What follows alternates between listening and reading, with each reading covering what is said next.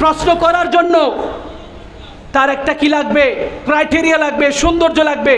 প্রশ্নের মধ্যে কোনো সৌন্দর্য নাই। বলে ঈদে মিলাদুন্নবী, ঈদ হলে 6 তাকবীরের নামাজ কই? আমি বলবো কই, সেটা খুঁজতে গেলে তুমি কাফের হয়ে যাবা, ঠিক কি না? বলে কেন?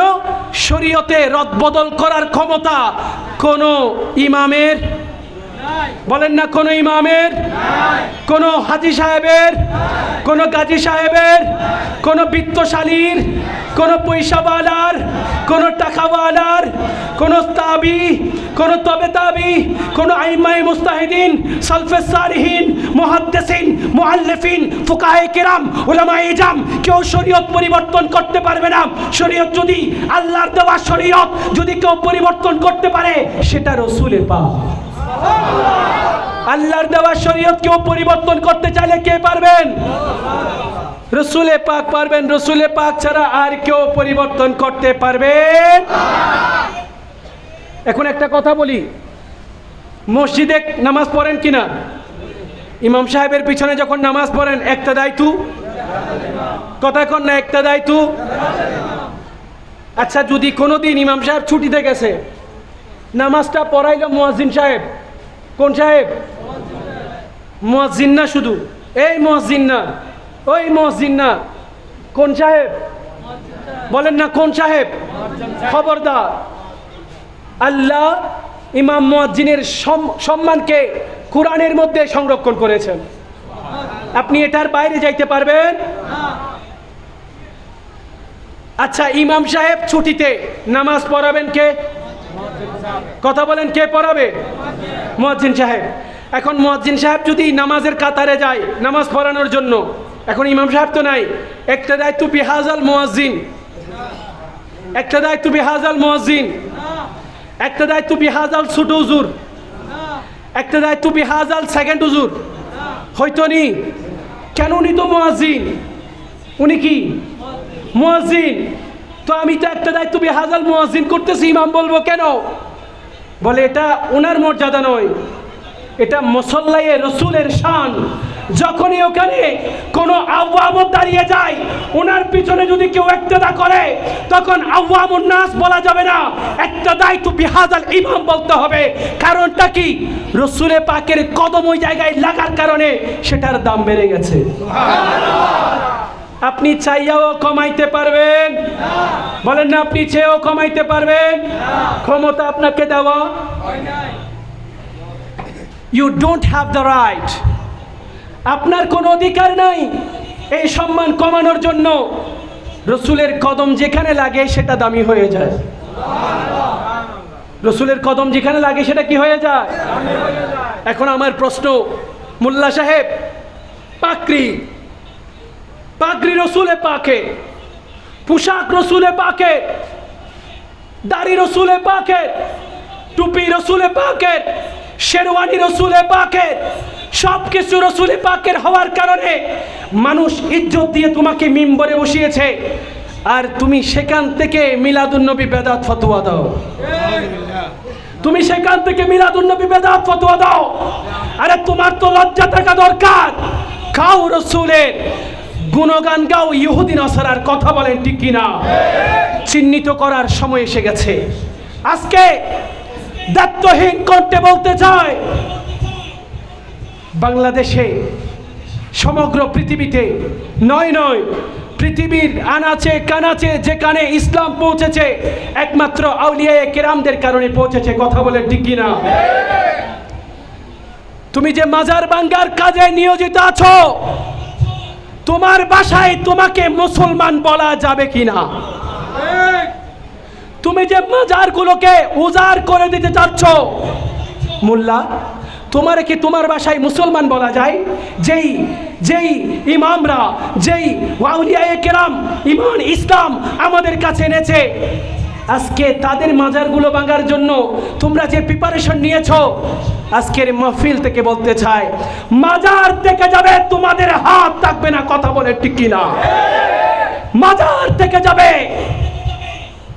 তোমাদের হাত থাকবে না। কথা বলে ঠিক কিনা?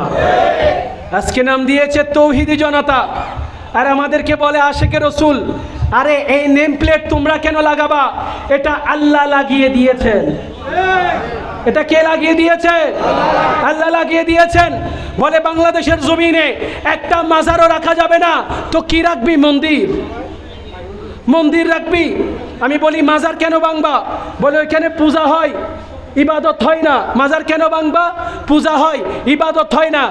বুঝলাম, মাজারের মধ্যে পূজা হয়, ইবাদত হয় না, কিন্তু এখন যে মন্দির পাহারার দায়িত্বটা নিলা, সেখান থেকে তো পাঞ্জেগানা আজান হয়, আজান হয়, সেখানে পাঞ্জেগানা নামাজ হয়। তাহলে কিসের দায়িত্ব নিয়েছো? একদিকে পূজা বন্ধ করতে চাচ্ছ, আর একদিকে পূজা মণ্ডপ পাহারা দিচ্ছ।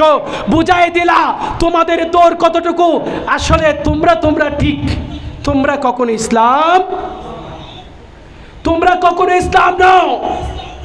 সামনে দেখবেন বাজারে আসবে, পানিটার নাম কি? সতেজ। পানিটার নাম কি? সতেজ। সামনে দেখবেন মদের বোতল বের হবে, উপরে লেখা উঠবে ইসলামিক হালাল মদ। নাম কি দিবে? ইসলামিক হালাল মদ। সামনে এরকমও হলোগ্রাম আসতে পারে, 100% ইসলামিক হালাল মদ। আরে ভাই, মদ শব্দটাও তো ইসলামের মধ্যে জায়েজ নাই। এখানে একটা কথা বলি, মাজার কেন ভাঙবেন? আমি বলি, বন্ড যেগুলো আছে মাজার নিয়ে ব্যবসা করছে, বিশেষ করে কিছু শাহগাদা আছে, শাহজাদা নয়, কিছু শাহগাদা আছে, যেখানেই পাবেন পিঠের ছাল তুলে ফেলবেন।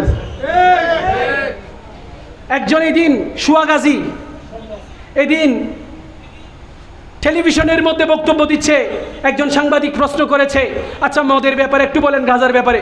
বলেন না না, আস্তাগফিরুল্লাহ, আপনি গাজা বলবেন কেন? গাজা কে বানাইছে? এটা তো আল্লাহ আবিষ্কার করছে। আর উচ্চ আওয়াজে বলেন নাউজুবিল্লাহ। হাতে নাকি পিরসাব। কোন সাপ? আমি বলি পিরসাব নয়, প্রস্রাব। কি? প্রস্রাব। এই সমস্ত বন্ড যেখানে পাবেন, পিঠের ছাল তুলে নিবেন। এদের কারণে আউলিয়ায়ে কেরামের বদনাম আজকে বাংলার আনাচে কানাচে হচ্ছে। কথা বলেন ঠিক কিনা? উনি বলছেন 2.2 এতটুকু গাঁজা সেবন করা যাবে, ইসলাম নাকি অনুমতি দিয়েছে। তাহলে তার ধর্ম আর আমার ধর্ম এক? আবার বলছে ইসলাম, আপনি কেন গাঁজা বলবেন? এটাকে গাঁজা বলা যাবে না, কারণ পৃথিবীর যা কিছু আছে সব কিছু আল্লাহ সৃষ্টি করেছেন। তাহলে তুই তোর মায়ের বিয়ে কর, তুই তোর মায়ের বিয়ে কর, তোর বোনরে বিয়ে কর। বলে আল্লাহ এটা নাজায়েজ করেছেন। আল্লাহ জায়েজ নাজায়েজ দুইটা একসাথে দিয়েছেন। আল্লাহ যা দিয়েছেন তুমি সব ভোগ করবা, এই ক্ষমতা আল্লাহ তোমাকে দেন। তাহলে সব কিছুর ব্যাপারে তুমি কথা বলো কেন? না গলাও কেন? এই সমস্ত বন্ড পীরের আস্তানা জ্বালিয়ে দাও, পুড়িয়ে দাও। বন্ড পীরের আস্তানা, বন্ড পীর বাংলাদেশের জমিনে থাকতে পারবে? কিন্তু খুদা কি কসম, কোন সাহেবে মাজার সত্যিকারের মাজারে যদি হাত লাগান, মাজার থেকে যাবে, আপনার হাত থাকবে না। কথা বলেন ঠিক কিনা? আপনি কি পেয়েছেন? শাহজালালের মাজার আক্রমণ, শাহপরানের মাজার আক্রমণ। আমি বলি শুধু মাজার নয়, রওজাটাও ভেঙে দাও। কোনটা? রওজাটাও ভেঙে দাও। যদি দেখতে পাও তিনি সেখানে জিন্দা আছে, তোমার 14 পুরুষ ওই মাজারের গোলামি করবে। তোমার 14 পুরুষ ওই মাজারের গোলামি করবে। তোমার কোনো ছাড়? বলেন না, তোমার কোনো ছাড়? খোদার কসম, সময় এসেছে। আপনারা মনে করেছেন মিলাদুন্নবী আপনার জোর করে বন্ধ করে দেব। মিলাদুন্নবী যারা করবে তাদেরকে গিয়ে ধমক দিব, তাদেরকে গিয়ে প্রেশারাইজ করব, আমরা মিলাদুন্নবী বন্ধ করব, হ্যান করব, ত্যান করব। মনে রাখবে,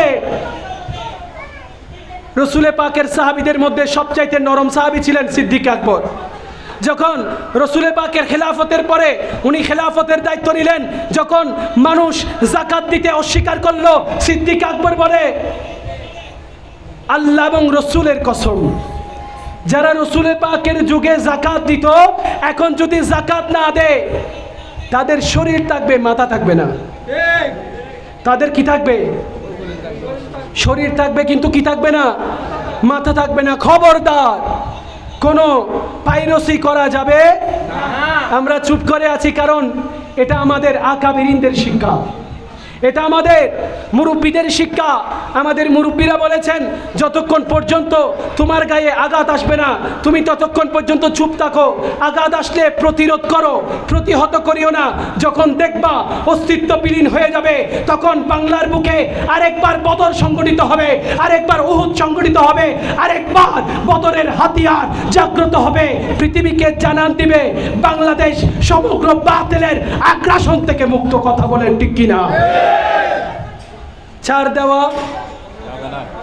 দেওয়া যাবে না। কি মনে করেছেন আপনারা যেমন ইচ্ছা তেমন করবেন? আরে মিয়া, বাংলাদেশটা আপনার বাবার নয়। আমরা এখানে 16 থেকে 18 কোটি মুসলমানের মানুষের এই দেশ। এখানে আমরা সম্প্রীতি বজায় রেখেছি শুধুমাত্র আল্লাহ এবং রসুলের আদর্শের কারণে, যে আদর্শ রসুলে পাক শিক্ষা দিয়েছেন। ঠিক কিনা? আল্লাহ আমাদেরকে বুঝার তৌফিক দান করুন। আমি আয়াতে কারিমা তেলাওয়াত করেছিলাম, ওয়া আনতা হিল্লুম বিহাদাল বালাদ। একটু দুরূদ শরীফ পড়েন। সালাতুন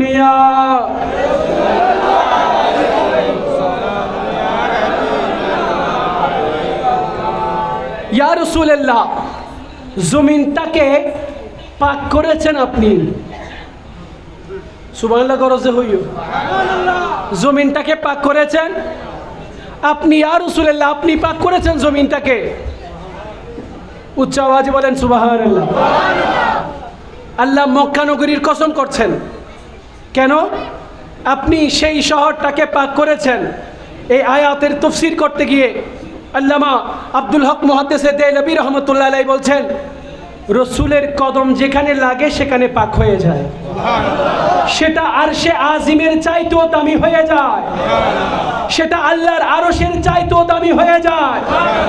এই জন্য রসুল যখন মক্কায় থাকেন মক্কা দামি, রসুল যখন মদিনায় থাকেন তখন মদিনা দামি। আর একটু উচ্চ আওয়াজে বলেন না সুবহানাল্লাহ।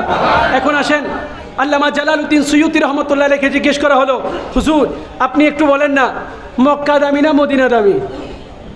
আপনারা বলেন মক্কা দামি না মদিনা দামি?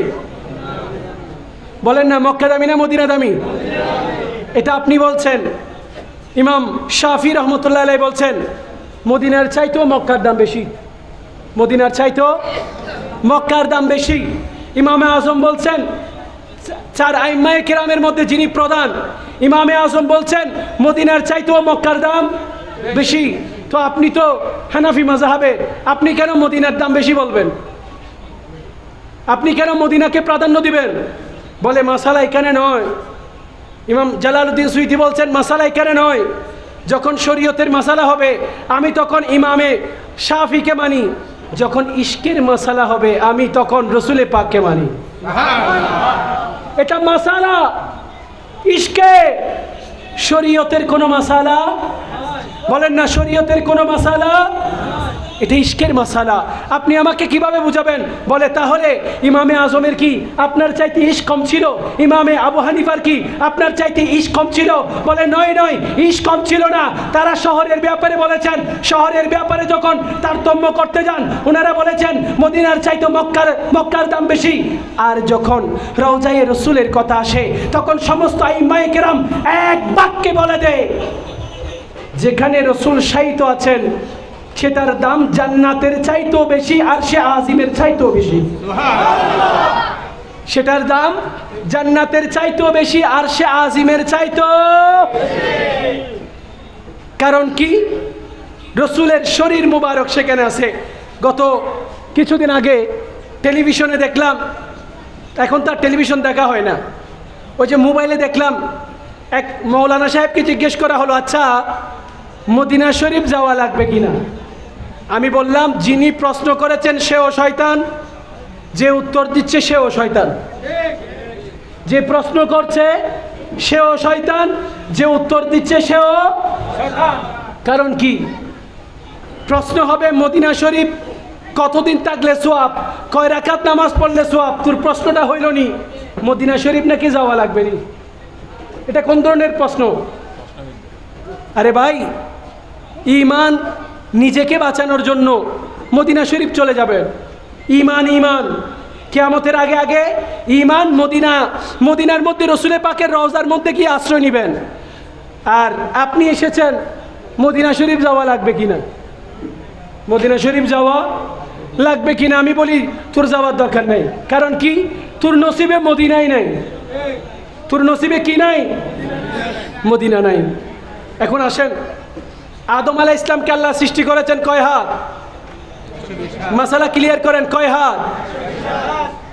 কয় গজ? বলেন না, কয় গজ? এখান থেকে আমরা একটা মাসালা শিখি। কি মাসালা?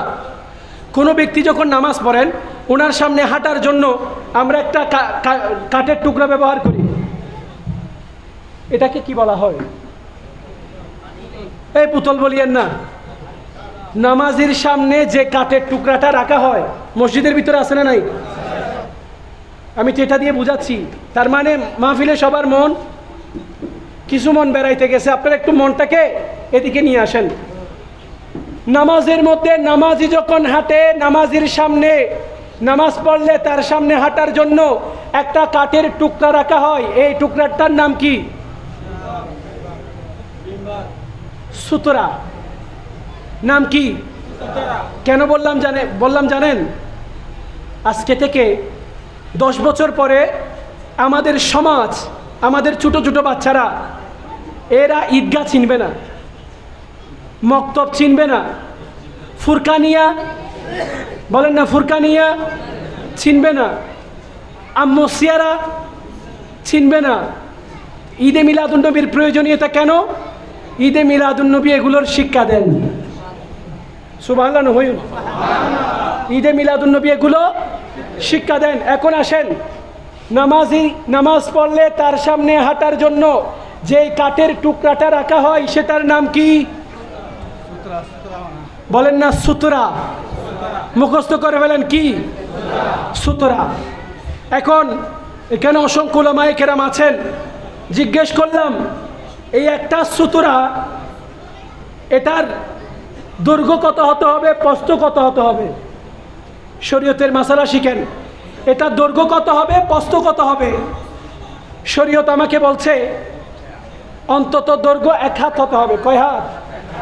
এখন কেউ পুতল দিলে হবে নি? এটা 1 হাত হয়েছে নি? তাহলে কি দিতে হবে? 1 হাত একটা সুতরা দিতে হবে। এটা কেন বললাম? আমি রিসেন্টলি কিছু মসজিদের মধ্যে প্লাস্টিকের কিছু দেখেছি, একদম নিচু, এগুলো 1 হাত নাই। আপনারা দেখবেন 1 হাত কিনা। যদি 1 হাত হয় তাহলে এটা দিয়ে এটা সামনে রাখলে আপনার কাজ হয়ে যাবে। এখন আসেন, আপনি 1 হাতওয়ালা এটা সামনে রাখলেন। এখন প্রশ্ন হচ্ছে, আপনার হাত আর আমার হাত কি এক? বলেন, আপনার হাত আর আমার হাত কি এক? দুইজনের হাত এক নয়। আপনারটা একটু লম্বা হতে পারে, আমারটা একটু বাটি হতে পারে, ঠিক কিনা? আপনারটা একটু লম্বা হতে পারে, আমারটা একটু বাটি হতে পারে। ইমামগণ এখানে মত দিয়েছেন, বলে অন্তত 18 ইঞ্চি হতে হবে। কয় ইঞ্চি? যদি 18 ইঞ্চি হয় আপনার সুতরা পরিপূর্ণ, আপনার সুতরা পরিপূর্ণ। এবং মোটা হতে হবে, মোটা 1 আঙ্গুল সম পরিমাণ। মোটা কতটুকু? মোটা 1 আঙ্গুল। এখন এই পরিমাণ যদি কোনো কিছু আপনি কোনো নামাজের সামনে রাখেন, তার সামনে দিয়ে আপনি অতিক্রম করতে পারবেন। আর একটা নতুন মাসালা আছে, সেটা কি? মাসালা আগের আমরা জানি না, আমাদের জন্য নতুন। এখন আপনার কাছে সুতরা নাই, আমার মতো এরকম একটা কাপড় আছে, আপনি কাপড়টা সামনে এইভাবে ধরে সামনে দিয়ে চলে যেতে পারবেন। কাপড়টা ধরে আপনি সামনে দিয়ে চলে যেতে পারবেন, কোনো সমস্যা হবে না। তাহলে আল্লাহ আদম আলাইহিস ইসলামকে বানিয়েছেন 120 হাত। তো আদম যদি 120 হাত হয়, আপনি এত কাটা হইলেন কেন? আপনারও তো 120 হাত হওয়া দরকার ছিল, আপনি কেন কাটা হয়ে গেলেন? বলে কিয়ামত আস্তে আস্তে মানুষ এভাবে কাটা হতে থাকবে। আল্লাহ কিয়ামতটা করবেন জান্নাতে গেলে আবার 120 হাত, জান্নাতে গেলে আবার 120 হাত। কারণ জান্নাত এত বড়, ওইখানে গিয়ে আপনি যদি এই পরিমাণ থাকেন, জান্নাতের সামনে আপনার হাইট ওয়াইট এগুলো কোনো বিষয় নয়। 120 হাত যদি আপনি না হন তাহলে কি হয়ে যাবে? একটা অসুন্দর দেখায়। এখন রসুলে পাকের দরবারে একজন মহিলা আসলেন। মহিলা আসার পরে আল্লাহ রসুল ওনার সাথে মুজা করছেন। মুজা মানে কৌতুক, মুজা মানে কৌতুক। রসুলে পাক বলছেন, আপনি শুধু শুধু ইবাদত করছেন, আপনি তো জান্নাতে যাবেন না। আপনি বলেন না, আপনি শুধু শুধু ইবাদত করছেন, আপনি তো জান্নাতে যাবেন না। এখন ওই মহিলা বলে, হুজুর এত ইবাদত করি, রিয়াজত করি, সব কিছু করি, আমি যদি জান্নাতে না যাই তো আমার বেঁচে থাকে আল্লাহ কি? ওই মহিলা কান্না করা শুরু করে দিল। বলেন না সুবহানাল্লাহ। রসুলে পাক এখন বলছেন, জান্নাতে কোনো বৃদ্ধ যাবে না, বৃদ্ধা যাবে না। জান্নাতে যাওয়ার আগে একটা পুকুরে গোসল করতে হবে। ওই পুকুরে ডুব মারার সাথে সাথে কোনো মহিলা থাকলে 16 বছরের যুবতী হয়ে যাবে, কোনো পুরুষ থাকলে 21 বছরের যুবক হয়ে যাবে। নিয়ামত পেয়েছেন রসুলে পাকের সদকায়। নিয়ামত পেয়েছেন কার সদকায়? রসুলে পাকের সদকায়। একটু দরুদ শরীফ পড়েন, সালাতুনিয়া।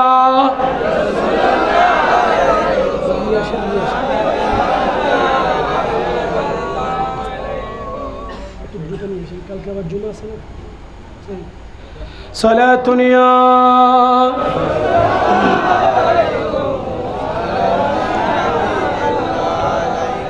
আমাদের এখন প্রতিদিন মাহফিল। গতকালকে মাহফিল থেকে আসার পথে বৃষ্টিও পড়ছে, জ্বরও উঠে গেছে, সর্দিও লেগে গেছে, সব একসাথে। আজকে মাহফিল দুইটা একটা করে এখানে আসলাম। আবার কালকে আছে কি জুমা, রাতে আছে মাহফিল। সব কিছু মিলাইয়া আমাদের কোনো শান্তি এই মাসে নাই। আমরা শান্তি চাই না, কারণ রসুলে পাকের সানাহানি করলে আমাদের অন্তর শীতল হয়ে যায়। আর কি দরকার আছে? আর কোনো কিছুর দরকার আছে নি? হজরতে শেখ শিহাবুদ্দিন সোহরাওয়ার্দী রহমতুল্লাহ আলাই, ওনার মুরিদ ওনাকে প্রশ্ন করছেন, হুজুর আমাদের মুরিদ আর ওনাদের মুরিদ কি আছে? পার্থক্য আছে। এখন মুরিদ কীরকম জানেননি? এখন ভালো ভালো মুরিদ আছে, বলে এই ওনার কাছে বায়াত হলে অন্তত ওনার দরবারে গেলে টিকিট দিয়ে খানা খাইতে হবে না। মানুষ এখন খাবারের জন্য কি করে? বায়াত হয়। অথচ আপনারা দেখেন এখানে গোসে কমিটি আছে না? গোসে কমিটি আছে না? ওই যে পীর সাহেব দেখেন পাকিস্তান থেকে এসেছে, ওনাদের আদর্শ দেখেন, সুন্নতের জিন্দেগি দেখেন, চেহারা দেখলে অন্তর ভরে যায়। পীর মুরিদি কাকে বলে? শেখ শিহাবুদ্দিন সোহরাওয়ার্দী রহমতুল্লাহ আলাইহি, ওনার মুরিদ ওনাকে প্রশ্ন করছেন, হুজুর মক্কা দামি না মদিনা দামি? সুবহানাল্লাহ। মক্কা দামি নাকি মদিনা দামি? বলে অবশ্যই মদিনা দামি। তো বলে হুজুর তাহলে মানুষ মদিনা মদিনা না করে জান্নাত জান্নাত কেন করে? মানুষের তো জান্নাত চাওয়া দরকার ছিল, এখন মানুষ মদিনা মদিনা কেন করে? জান্নাত জান্নাত কেন করে? মদিনার জন্য পাগল হওয়া দরকার ছিল। বলে আল্লাহ তো সব কিছু ধ্বংস করে দিবেন, জান্নাত তো ধ্বংস করবে না। আর রসুলে পাক জান্নাতে থাকবে, এজন্য আশেকরা জান্নাত পাওয়ার জন্য জান্নাত চায় না, রসুলে পাক জান্নাতে থাকবেন সেজন্য জান্নাত চায়। আশেক জান্নাত চায় কেন? রসুলে পাক জান্নাতে থাকবেন সেজন্য জান্নাত চাই। রসুলে পাকের এক সাহাবী যিনি রসুলে পাকের উজুর পানি ব্যবস্থা করে দিতেন, উনি রসুলে পাকের দরবারে এসে বলে, ইয়া রাসূলুল্লাহ আপনার কাছে একটা ফরিয়াদ আছে। বলে কি ফরিয়াদ? ইয়া রাসূলুল্লাহ দুনিয়াতে আপনার খেদমত করেছি, রাত দিন আপনার খেদমতের মধ্যে ব্যস্ত। ইয়া রাসূলুল্লাহ আপনার কাছে একটা জিনিস চাইব। রসুলে পাক বলে, তুমি চাইতে থাকো, আমি রসুল দিতে থাকি। তুমি চাইতে থাকো আর আমি রসুল দিতে থাকি। বলে ইয়া রাসূলুল্লাহ আমি বিশ্বাস রাখি আমি অবশ্যই জান্নাতে যাব।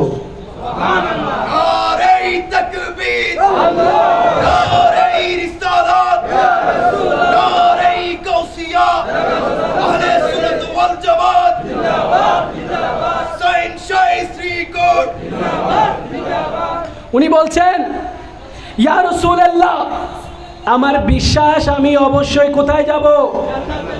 জান্নাতে যাব। ইয়া রাসূলুল্লাহ কিন্তু একটা প্রশ্ন, দুনিয়ার জমিনটা কাটিয়েছি, ইয়া রাসূলুল্লাহ আপনার গোলামি করতে করতে আমি জান্নাতে যাব, সব কিছু থাকবে, জান্নাতি নহর থাকবে, আঙ্গুল থাকবে, পেয়ারা থাকবে, খাবার থাকবে, জান্নাতি পোশাক থাকবে, জান্নাতি সব কিছু থাকবে, কিন্তু ইয়া রাসূলুল্লাহ ওই জান্নাতের মধ্যে যদি আপনি না থাকেন আমার ওই জান্নাতের প্রয়োজন হবে। আমার সেই জান্নাত প্রয়োজন নাই যে জান্নাতের মধ্যে আপনি রসুল থাকবেন না। ইয়া রাসূলুল্লাহ, আমার জন্য আপনার দরবারে একটা ফরিয়াদ আমি নিয়ে এসেছি। রসুলে পাক বলে, ওগো রাবিয়া, চাইতে থাকো, আমি মুস্তফা দিতে থাকবো। বলে, ইয়া রাসূলুল্লাহ, আমি চাই জান্নাতে আমি আপনার সঙ্গী হব, আমি আপনার খেদমতের মধ্যে থাকব। রসুলে পাক হাত তুললেন, আল্লাহ সে চেয়েছে জান্নাতে আমার সঙ্গী হওয়ার জন্য, আমি দোয়া করছি। শুধু সেই নয়, তার স্বামী, তার পরিবার, তার আত্মীয় স্বজন যারা দ্বীনের পথে আছে, এবং সেই সহ যেন জান্নাতে আমার রফিক হিসেবে তুমি কবুল করো। আল্লাহ, আমি তোমার দরবারে ফরিয়াদ করছি। একটা নজর যথেষ্ট জীবন পরিবর্তনের জন্য, একটা নজর যথেষ্ট জীবন পরিবর্তনের জন্য। পৃথিবীর যত বড় বড় ইউনিভার্সিটিতে যাবেন, সেটা অক্সফোর্ড বলেন, ক্যামব্রিজ বলেন, যে কোনো ইউনিভার্সিটিতে আপনি যান না কেন, আপনি সব কিছু শিক্ষা পাবেন, কিন্তু চরিত্র শিখতে হয়, আদর্শ শিখতে হয়, মানবতা শিখতে হয় একটা ইউনিভার্সিটি থেকে, সেটা রসুলে পাকের মুহাম্মদে আরবির ইউনিভার্সিটি। কথা বলেন ঠিক কিনা? রসুলে পাকের 135 জন 1,24,000 সাহাবীদের মধ্যে, রসুলে পাকের 1,24,000 সাহাবীর মধ্যে 135 জন গ্র্যান্ড মুফতি। কয়জন? 135 জন গ্র্যান্ড মুফতি। 135 জনের ইমাম 35 জন, 35 জনের ইমাম 6 জন, 6 জনের ইমাম 2 জন, একজন হজরতে আব্দুল্লাহ বিন মাসউদ, আর একজন হজরতে মাওলা আলী শেরে খুদা। 2 জন। এখান থেকে হজরতে আব্দুল্লাহ বিন মাসউদ রাদিয়াল্লাহু তাআলা, ওনাকে বলা হয়তো যে রইসুল ফুকাহা, ফকিদের ইমাম যিনাকে বলা হতো। ওনাকে প্রশ্ন করা হলো, ওগো আব্দুল্লাহ বিন মাসউদ, তোমার কাছে একটা প্রশ্ন করতে চাই, তুমি যে এত বড় বড় ফতোয়ার সমাধান করে দাও, তোমার ভিতরে যে এত জ্ঞান গরিমা, তুমি কোত্থেকে পাইলা? কোনো ইউনিভার্সিটিতে পড়ো নাই, কোনো অক্সফোর্ড, ক্যামব্রিজ, কোনো ধরনের বড় বিশ্ববিদ্যালয়ে তুমি পড়ো নাই, তাহলে এই জ্ঞান তুমি কোত্থেকে লাভ করলা? কোন ইউনিভার্সিটি থেকে তুমি এই জ্ঞান লাভ করলা? বলে, একটা ইউনিভার্সিটি। বলে, সেটা কোনটা?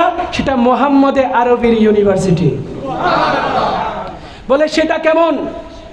বলে, মুহাম্মদে আরবির যে কোনো একটা জিনিস তুমি পাইলে তোমার কাছে জ্ঞান অটোমেটিক চলে আসবে। বলে, তুমি কি পেয়েছো? বলে, আমি রসুলে পাকের জুতা মুবারক পেয়েছি। আমার কাছে যে জ্ঞান এসেছে, এটা রসুলে পাকের জুতা মুবারকের ফয়জান। বলে, সেটা কেমনে?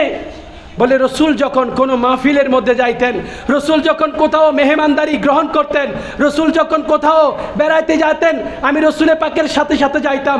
আর রসুলে পাক যেখানে জুতা মুবারক রাখতেন, আমি সেখান থেকে জুতা মুবারক নিয়ে আমার বগলের সাথে লাগাই রাখতাম, সিনার সাথে লাগাই রাখতাম, আমার বুকের সাথে লাগাই রাখতাম, আদর করতাম, যত্ন করতাম, জুতা মুবারক মুছে দিতাম, এগুলো আমার সিনার সাথে লাগাই রাখতাম। তো তোমরা কি জানো নি, ওই রসুলে পাকের জুতা মুবারক সিনার সাথে লাগতে লাগতে আমি নিজে একটা ইউনিভার্সিটি হয়ে গেছি। রসুলে পাকের সেই জুতা মুবারক সিনার সাথে লাগতে লাগতে আমি রইসুল ফুকাহা হয়ে গেছি। মানুষ আমার কাছে মাসালা জিজ্ঞেস করে আর আমি সমাধান করি, মানুষ জিজ্ঞেস করে আমি সমাধান করি। বলে, কোনো কিছুতে আটকাও কিনা? বলে, আটকাবো কেমনে? এটা শহরে মুস্তাফার ফয়জান, এখানে কোনো কিছুর অভাব। বলেন না, কোনো কিছুর অভাব। আলে হযরত বলছেন, রসুলে পাকের দরবারে কোনো কিছুর অভাব আছে? আপনাদের যদি মনে হয় আছে, তাহলে হাত তুলেন। যদি না থাকে, তাহলে হাত তুলেন। রসুলে পাকের দরবারে কোনো কিছুর অভাব আছে?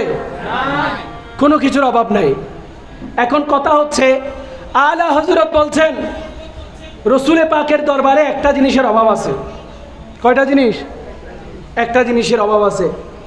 বলে, ওগো আলা হযরত, আল্লাহ রসুলকে সমস্ত আয়েব থেকে পাক করে বানিয়েছেন, এখন আপনি বলতে যাচ্ছেন রসুলে পাকের দরবারে একটা অভাব আছে, এটা তো মেনে নেওয়া যায়? আপনি এত বড় ইমাম, 1,500 সহস্র কিতাব আপনি লিখেছেন, আপনি এত বড় ইমাম, আপনি যদি বলেন অভাব আছে, তাহলে আমরা তো মেনে নিতে পারি না। আলা হযরত নাতের কলিতে কলিতে সেই জবাব দিচ্ছেন। আলা হযরত বলছেন, অরে না কে হে না নেহি আদতি রসূলুল্লাহ কি আরিশে হক হে মসনদে রিফাতে রসূলুল্লাহ কি। সুবহানাল্লাহ। আলা হযরত বলছেন, রসুলে পাকের দরবারে একটা জিনিসের অভাব আছে। বলে সেই জিনিসটা কি? রসুল কাউকে না বলতে পারেন না, না না জিনিসটাই রসুলে পাকের দরবারে অভাব। আরেকটু ইমানে আওয়াজে বলেন, একটা জিনিসের অভাব, সেটা কি? না। সেটা কি? মেরি করিমো সে গর কতরা কিসে নে মাঙ্গা। আমার নবীর দরবার থেকে কেউ সামান্য চাইলে, কতরা এক জর্রা চাইলে, রসুলে পাক তার জন্য দরিয়া সমান দান করেছেন। তার জন্য দরিয়া সমান দান করেছেন। কি চাওয়ার আছে? আজকের মিলাদে মুস্তফা কেন? আজকের এই নাতের মাহফিল কেন? আজকের ঈদে মিলাদুন নবী কেন? 9 বছর ধরে এই মাহফিল উদযাপন কমিটি কেন? একটাই কারণ, ইয়া রাসূলুল্লাহ, কিয়ামত পর্যন্ত আল্লাহ আপনার শান মানকে বাড়িয়েছেন। ওয়া রাফা'না লাকা যিকরাক বলে কিয়ামত পর্যন্ত মানুষ করুক আর না করুক, আপনার শান বাড়তে থাকবে, বাড়তে থাকবে, বাড়তে থাকবে। কিয়ামত পর্যন্ত কি বাড়তে থাকবে? আপনার শান ও মান, আপনার আজমত, আপনার সব কিছু কিয়ামত পর্যন্ত আল্লাহ বাড়িয়ে দিবেন। একটু দরুদ শরীফ পড়েন, সালাতুনিয়া।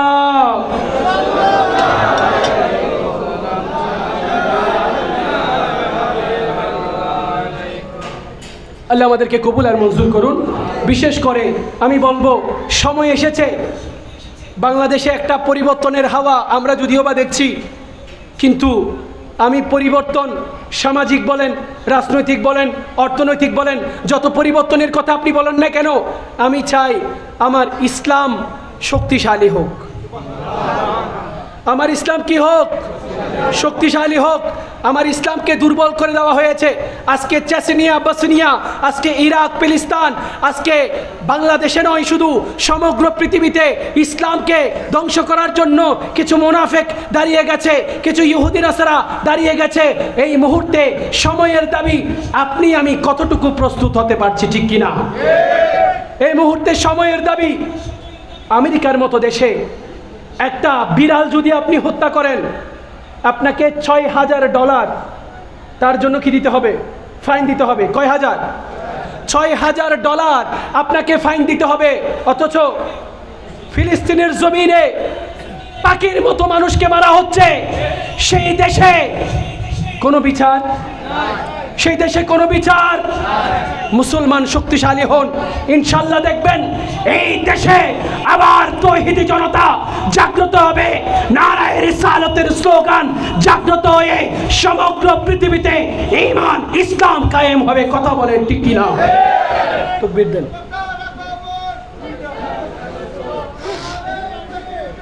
আল্লাহু আকবার। নারে তাকবীর,